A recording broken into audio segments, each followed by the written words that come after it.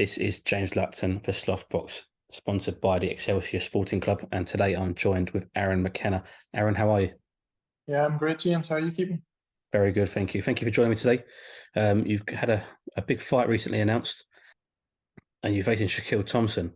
Now, you two had a bit of back and forth at your last press conference over in Manchester. Just talk to me first of all about the getting this fight over the line. How pleased are you, first of all? Yeah, I'm very happy to get a fight for a WBC international belt. It's one I'm really looking forward to. And I was struggling to get opponents from my past few fights, and thankfully I've got someone that will step up and take a fight. So respect for him for taking the fight. But I don't think he's ready for this level yet. He wasn't an accomplished amateur, and in the pro game he hasn't really fought anyone of level yet. And he's realistically a super middleweight, bleeding himself down to middleweight. So he's going to be in for a hard night. But yeah, I'm training very hard at the minute and very focused and just lifting that WBC belt. And I'm actually surprised that he's taking the fight. Whoever's guiding him, whoever's been telling him to look for this fight, I don't think he's been guided right. But listen, it's a good fight. The boxing fans are well into it, so it should be a good night. Absolutely. As I mentioned, your last press conference, there was mentioned, you two had a bit of back and forth on the stage. And you mentioned yourself there, you've struggled to be matched. And even your last fight, you went through, I think, 10 different names before you finally got an opponent. How nice is it to finally get somebody who has an undefeated record, who is a domestic fighter over here in Britain, and somebody who's willing to fight you? Yeah, it's brilliant. For the last few fights, and even for my future fights, I've been looking for undefeated fighters. There's a few guys that we actually asked to fight undefeated that turned the fight down in the top 50 in the world. So it's great now that I'm finally getting to fight someone that is undefeated, and it is a good fight on paper as well. Two undefeated fighters risking their ows, so it'll definitely be a good fight, and I'm just looking forward to it now. I can't wait for the 10th of June, and I want to put on a brilliant performance, and I'm going in there for the stoppage. That's my intent. If this goes by the sixth round, I'll be bitterly disappointed. So I'm going in there to hurt. You mentioned if it goes past the sixth round, you'd be disappointed. You mentioned a moment ago how he's going to have to boil himself down to middleweight. He's not fought anybody of the caliber that you are at this stage of his career. He has only fought journeyman. Going through his record, he's 10-0 with 8 stoppages, but they are all fighters with losing records. You are obviously not only with a winning record, but an undefeated fighter, as you mentioned. Do you feel he's bitten off more than he can chew? Yeah, he is he is a super middleweight that just boils himself down. Even at super middleweight, it looks like he even gets it tight to make that. So I hope he does the weight right, because I want him to be in the best shape he can possibly be, because I want to test and fight. I want someone in there to test me. I want someone to bring the best out of me. So I hope he does make the weight properly, because he is a big guy, and in his past fights, he hasn't looked like he's been recovered after the weigh-ins. So you're going to stop him. You're going to stop him in the first half of the fight. Do you see weaknesses in Shakiel Thompson? What have you seen in Shakiel that you feel you can exploit? Yeah, I see a lot of weaknesses, so many weaknesses in his game. From his past fights, I've been watching them, and there's so many to name. That being one of them, like the weight, that's one of his biggest issues. He's very tall, and he can't really fight inside or on the back foot. Like, he doesn't have the strength to hold anyone really off. So they say he's a big puncher, but I don't see it. I don't see where this power comes from, and especially once he gets down to 160, it's been a while since he's made it, and this is a 12-round fight. This is what we've been asking for, and he'll soon see why he shouldn't have called me out. You say as well that he's not fought anybody of the caliber of yourself. Let's give him some respect. He's an undefeated fighter. For yourself, you've been in the gym, you've sparred with some top level fighters, obviously in your fights as well. Where do you feel you benefit from your experience in this fight? Well, first of all, as well, I'm a very experienced amateur, so I won lots of medals representing Ireland. I won the European gold, many world championships. I've traveled all over the world, been to Russia 6 times, so I've seen every style possible before I even turned pro. And I actually fought a lot of southpaws as well. There was one stage I fought 8 southpaws in a row and beat them all. So I'm well used to southpaws. But in the pros, I got a lot of experience. I moved to America when I was 18. Traveled all over the top gyms in LA, Vegas, Mexico. Sparred a lot of world champions, a lot of experienced fighters. 3 times a week, 10 to 12 rounds. So I have a lot of experience gained over the years, and now it's time to finally show people what I have done over the years. This is finally gonna show people what I can do. You mentioned they went to America at a young age, and you was working with Freddie Roach out there in America. Just how valuable is that to a young man like yourself to gain that knowledge and advice from somebody like Freddie Roach?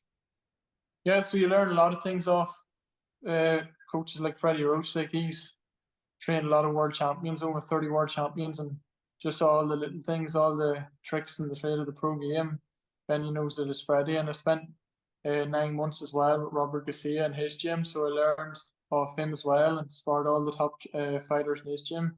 All the fighters in his gym at the time were in the top 10, top 15 in the world, so that's the type of fighters I was sparring week in, week out. So the experience I've had over the past 5 years is invaluable. It's going to do me words of wonder now. And how will that benefit and how will that help you now going into your fights? Because, sparring and training in the gym is a lot different to fight night and under those bright lights. How will you take those experiences to benefit yourself in the ring now? Yeah, that's it. It's one thing doing it in sparring, and it's another doing it under the bright lights, and that's what I intend to do. Shakiel Thompson's never really had that experience of sparring anyone that's at world level outside of England. These English type fighters have a different style to the Americans or world level fighters. But yeah, I'm gonna bring it now to the ring on June 10th. I see the weaknesses in his game, and I'm gonna show what I've been learning over the years and do it on him. And as you mentioned earlier as well, it's the WBC international title. You've already claimed the WBC Youth World title.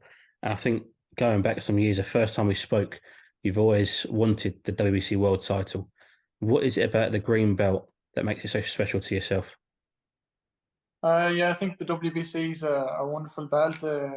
It's one I've always had my eye on since I turned pro. Even when I was younger, I always just dreamed of being world champion and WBC world champion. So it's working out perfect. I won the WBC Youth World title there a couple of years ago. Now I'm fighting for the WBC International title, and when I win this fight, I'd like to get my eyes on the world title next. Now you're fighting on a boxer Sky Sports show. These platforms and these promotional companies, how much will these help you? Starring on these shows, and also you're going to have a TV slot. You're going to have one of the prime time slots really for this next fight, June the 10th. How much does that help you and benefit you going forward in your career? Not only fight by fight, but also to get to your goals into world titles. Yeah, it definitely helps a lot. Especially fighting on Sky Sports. It's a massive platform in England and Ireland. So when you're fighting in big fights in Sky Sports, you definitely catch the eye of a lot of people, especially if you put in solid performances. And it's good that I've got an undefeated fighter, so it looks better. Two undefeated fighters fighting each other, risking their lives. So that looks great for TV, and that's my goal now, to put in a dominant performance come June 10th. That's all I have my vision set on. I'm training hard in the gym I'm leaving no stone unturned. So that's all I have my eyes on, making sure I put in a very, very impressive performance to make sure catch the eye of a lot of people. And just finally, without looking past Shakiel Thompson, we spoke before, and you've been very vocal on social media about wanting a Liam Williams fight down the line. Is that something that could still happen after the Shakiel Thompson? Does beating Shakiel Thompson, an undefeated fighter, put you in a better position to face Liam Williams? Yeah, well, Liam Williams is actually the fight I wanted next, but Shakiel Thompson was calling me out, so I had to take care of him first. But it's a fight as well that caught the eye of the public, the boxing public. So I'll take care of him June 10th, and then hopefully it's Liam Williams next. He's a guy that's ranked like 7 or 8 with the WBC, so beating a guy like Liam Williams would definitely put me in line for fighting for that world title, and that's all I want to do is become world champion. Becoming world champion or fighting for a world title, is that a realistic target for the end of this year, or is it something you may have to wait till next year for? Well, I think it is very possible by the end of the year. It all depends when my fights are going to be. So I have a fight now in June, and then hopefully it's Liam Williams, and that'll definitely get me a big ranking. So I could definitely see it being possible. If it doesn't happen by the end of the year, I could definitely see it happening by the start of next year. It's a very possible thing to happen. And how big would that be for not just yourself, obviously a massive thing for you, but for Irish boxing? You know, we've got coming up Katie Taylor in her homecoming. You know, Irish boxing is booming. How big would it be for the country to have another world champion? Oh, it'd definitely be massive. I think Irish boxing right now is starting to kick off again. It's going in the right direction, and me becoming world champion would definitely be big. This, like you said, Katie Taylor's fighting now this month, so it's booming at the minute, and I definitely want to fight back here in Ireland. Once I become world title, defend my belts here. Absolutely. Well, Aaron, thank you very much for your time today. Hope camp goes well and all the best for June 10th. But thank you as always for joining me. All right, thanks, James. Thanks very much.